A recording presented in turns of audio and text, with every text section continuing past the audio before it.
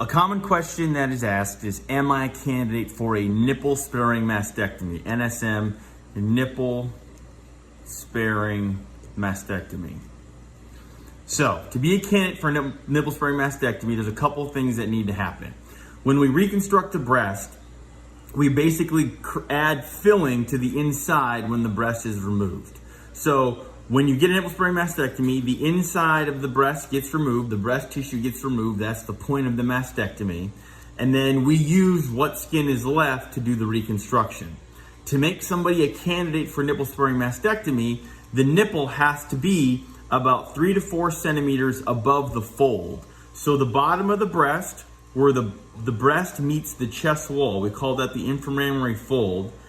Vertically, you need to go about 3 to 4 centimeters and straight out, and the nipple needs to be in this area on the breast to be okay for a nipple sparing mastectomy. Because the implants or flaps that we use to reconstruct the breast, they are generally shaped just like this, and so it looks odd and it doesn't work if there's skin hanging down here off of the implant. If we're doing a flap reconstruction, the nipple can be a little bit lower and the breast can still look good.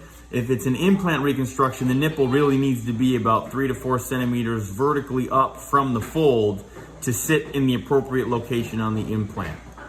So that's point number one. So this breast here, with the nipple at the correct position, so there's not too much skin on this side and there's not too much skin on this side, is a good candidate for a nipple sparing mastectomy. So this mastectomy could be done through any incision on the breast. We would probably use an inframammary crease incision right here to go in, remove the breast, and then put an implant or expander in to do the reconstruction, or a deep flap for that matter could be put in to do the reconstruction. So that is breast type number one, which is not a lot of extra skin and is a good candidate for a nipple sparing mastectomy.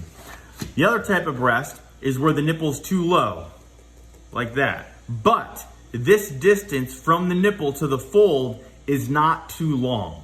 So for this distance to not be too long, it needs to be from here to the nipple needs to be less than about 13 centimeters.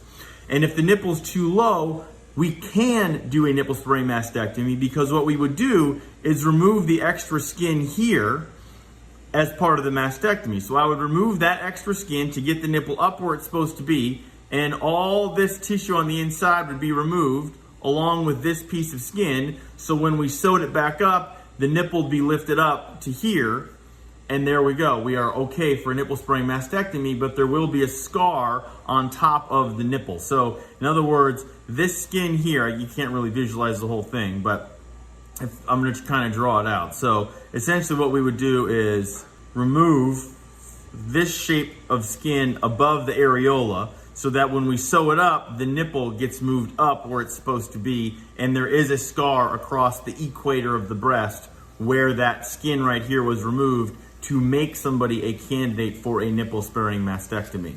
So this is the second type of breast. The third type of breast is when there's too much skin above the nipple and too much skin below the nipple. So this person just has simply too much skin to be reconstructed after a nipple sparing mastectomy.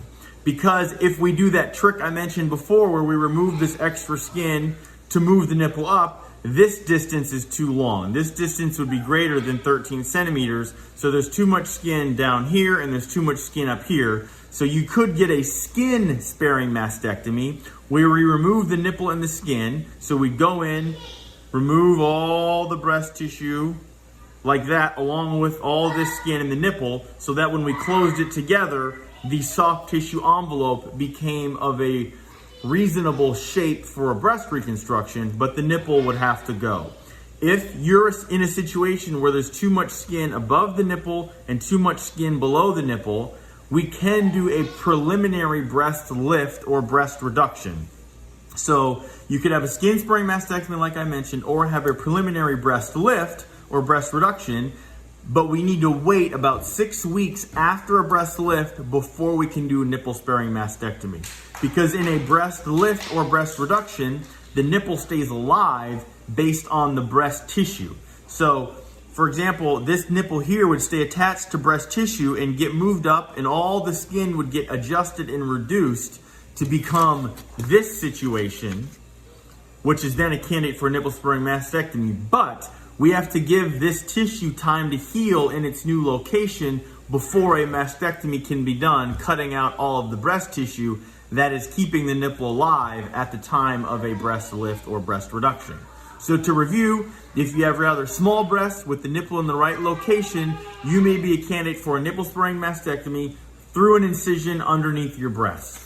If you are in a situation where you have a normal nipple to fold distance of less than 13 centimeters, but you have too much skin above the nipple and your nipples are too low, you can have a nipple sparing mastectomy via an incision above your areola that will remove this extra skin and the breast tissue at the same time. Lastly, if you have too much skin above the nipple and too much skin below the nipple, you would need a skin sparing mastectomy with your nipple and the extra skin being removed, or a breast lift or reduction at least 6 weeks before your mastectomy.